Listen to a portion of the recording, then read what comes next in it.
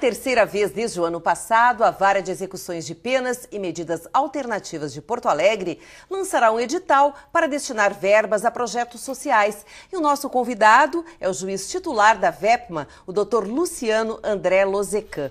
Prazer em recebê-lo, bem-vindo. E vamos tratar de um assunto bastante interessante. Nós sabemos que as entidades são extremamente carentes e necessitam de verbas. Está aí uma oportunidade.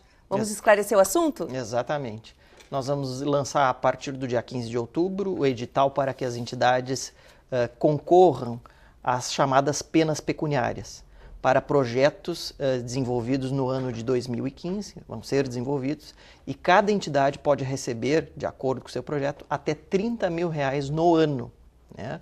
Então isso é uma quantia bastante expressiva e essa quantia decorre daquelas pessoas que foram condenadas pelo Poder Judiciário a uma chamada prestação pecuniária.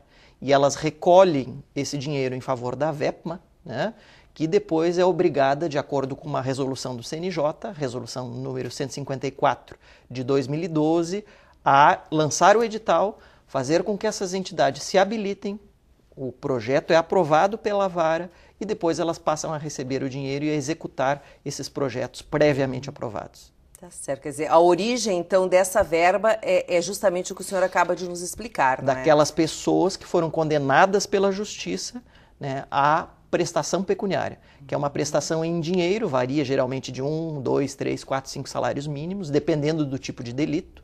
Nos delitos mais graves, delitos ambientais, delitos fazendários, geralmente essa condenação é maior, mas elas variam desde os crimes patrimoniais, crimes de furto, crimes de tóxico, né, até os crimes envolvendo pessoas que foram condenadas, por exemplo, por crimes de colarinho branco. E qual é o perfil? Que tipo de entidade pode participar?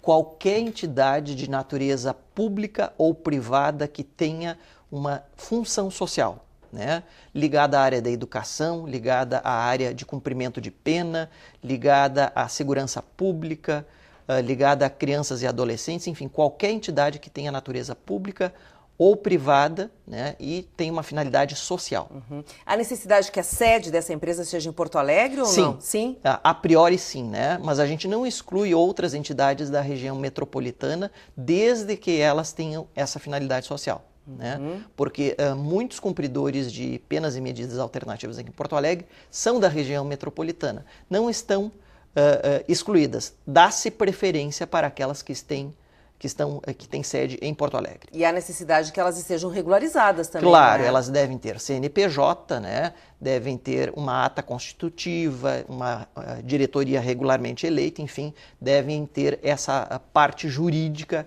regular, né? Antigamente se exigia que elas estivessem em dia com a parte tributária. Nós dispensamos nesse edital a parte tributária porque muitas entidades estão a dever para o fisco, seja da União, do Estado ou do município, e por vezes não conseguem uma certidão negativa, mas desenvolvem um bom trabalho. Então elas também poderão desenvolver esse tipo de projeto porque nós eliminamos esse requisito do edital. Que bom, porque muitas vezes é a oportunidade que elas têm também de colocar em dia, não é? Exatamente. As finanças, suas dívidas, enfim, Exatamente. porque elas não podem parar de trabalhar. Exatamente. E isso é muito comum nessas entidades de natureza social, que na maioria dos casos trabalham com voluntariado. Então são pessoas que de bom grado, sem nada a receber, estão ali na entidade e a gente tem que ter um pouco dessa sensibilidade. São pessoas que se doam, não é? Exatamente. Deixam às vezes de estar exercendo as suas atividades, muitas vezes ganhando mais dinheiro, para se doar e fazer um trabalho que é extremamente importante. Doutor Luciano, nós já temos o valor que poderá ser destinado a cada um destes projetos, a cada entidade, né? O senhor falou cerca de R$30 mil. R$30 mil por entidade, né? Isso representa cerca de R$2.500 por mês. À medida em que a entidade vai executando o projeto, a vara vai liberando, mediante alvará judicial, o dinheiro. Interessante, quer dizer, o montante não é entregue em uma única parcela. Não, ela executa e recebe o alvará, né, comprovando no que ela empregou aquele dinheiro. Né? Ela faz o projeto, digamos que eu tenho um projeto social com crianças e adolescentes. Né? Eu exerço esse projeto, vou executando esse projeto e fechou o primeiro mês, pessoal da diretoria já se candidata, já recebe o alvará e já recebe em sua conta aquele numerário. E há um controle pelo trabalho que está sendo desenvolvido durante o ano para que essa verba continue sendo depositada e repassada? Sim. Além da prestação de contas, que é mensal para a entidade receber esse numerário, as assistentes sociais da KPM, do Centro de Apoio Psicossocial do Judiciário, vão às entidades no mínimo 2 vezes por ano, preferencialmente no início, meio ou no final da execução do projeto, para verificar e fiscalizar a execução daquele projeto fora do Poder Judiciário. Nós sabemos que há muitas pessoas condenadas, não é, no nosso estado e que há uma dificuldade de reingressarem no mercado de trabalho. Os senhores vão priorizar algumas entidades que trabalhem com esse tipo de público ou não? Sim. No edital que vai ser lançado, nós estamos priorizando aquelas entidades que tenham prestadores de serviço. O que são os prestadores de serviço? São aquelas pessoas que foram condenadas pela justiça e o juiz impôs uma pena de prestação de serviço à comunidade. Ou seja, são entidades parceiras do Poder Judiciário nas quais essas pessoas cumprem a prestação de serviço à comunidade. Então, se essas entidades se habilitarem, elas terão preferência sobre outras entidades que não tenham prestadores, por exemplo. É a nossa contrapartida que nós exigimos dessas entidades. Né? Ela vai ter prioridade na percepção desses recursos. Os senhores já têm um levantamento hoje de quantas entidades hoje fornecem essas vagas para esse público, para esses apenados e pessoas que estão em situação de condenação? Só na comarca de Porto Alegre nós temos 50 entidades que trabalham conosco. É pouco isso ainda? É pouco. Nós estamos tentando ampliar, né? E eu sempre digo, nosso maior inimigo, Vera, infelizmente, é o próprio Estado. As entidades estatais ainda são as mais acanhadas em oferecer espaços para prestadores de serviço. O Estado deveria dar o exemplo, e infelizmente é o Estado que menos possui vagas. Né?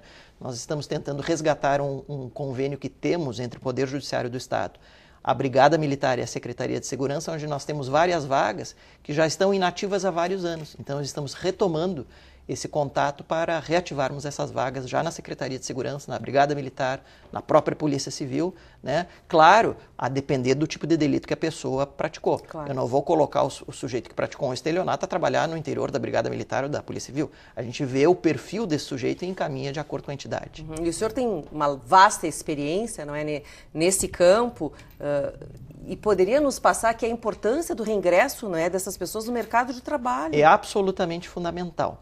Os prestadores de serviço à comunidade hoje no Brasil, assim como aquelas pessoas que cumprem pena, têm uma dificuldade muito grande, é uma intercorrência que a gente chama, que é o problema da droga.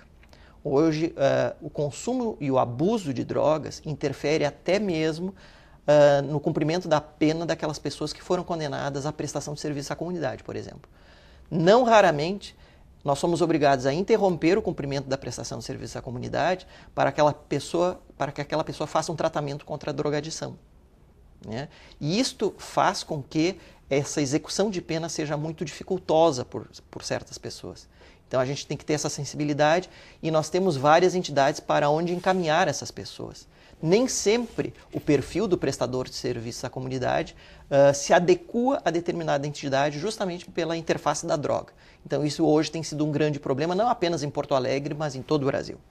E é monitorado esse trabalhador condenado? Sim, exatamente. Ele é monitorado, a própria entidade envia para o Poder Judiciário relatórios mensais de frequência, quando ele esteve presente, quando ele deixou de frequentar, e no momento que ele deixa de frequentar, deixa de voltar à entidade, ele é chamado no Poder Judiciário para uma audiência com o juiz, para uma audiência de advertência. E ele pode vir a perder essa vaga? Pode perder essa vaga e pode ter convertida a sua pena de prestação de serviço à comunidade em pena de prisão. Bem, nós sabemos que tem muitos telespectadores certamente interessados em saber como participar, então, desse processo de licitação. De que forma é feito o controle, saber quais as exigências, de que forma deve ser encaminhado esses documentos, esses materiais? Bom, o edital vai ser lançado a partir do dia 15 de outubro próximo e nós vamos lançar esse edital no Diário da Justiça Eletrônico do Estado. Né? Todos os interessados devem ler esse Diário da Justiça Eletrônica, onde constarão os requisitos para cada entidade. No momento em que a entidade cumprir os requisitos do edital, juntando toda a documentação necessária, ela encaminha esses documentos para a Vara de Penas e Medidas Alternativas de Porto Alegre, no Fórum Criminal Antigo, né, na Sala 406, e apresenta desde já o seu projeto com orçamento para a execução desse projeto. né?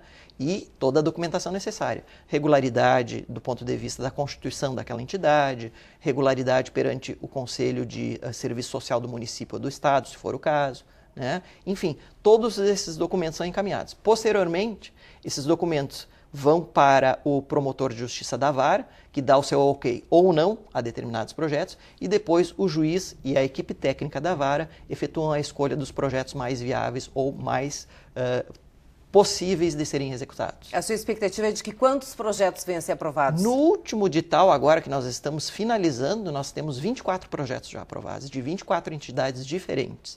Eu acredito que com um aumento no numerário a ser destinado, que nós vamos passar de 25 para 30 mil por projeto, nós tenhamos mais de 30 entidades que venham a manifestar interesse. É ótimo, né, saber que o destino dessa verba vai para entidades que vão realizar um trabalho sério que os senhores estarão monitorando. Exatamente. E não só o Judiciário, o próprio Ministério Público monitora e a própria Defensoria Pública é parceira nesse projeto, na medida em que nos auxilia a dizer se aquele sujeito tem ou não o perfil para estar em determinada entidade. Tá certo. Doutor Luciano, o senhor quer fazer mais alguma colocação final, algo que nós não tenhamos abordado aqui? Não, apenas agradecer o convite e também dizer para as entidades que tenham esse interesse em se cadastrar, que o façam agora, a partir do momento em que nós publicarmos esse edital, porque o dinheiro está aí, nós temos mais de 2.800.000 reais para serem aplicados ao longo de vários anos aí para adiante. Tá certo, uma ótima notícia aqui no programa hoje. Exato. Prazer em recebê-lo.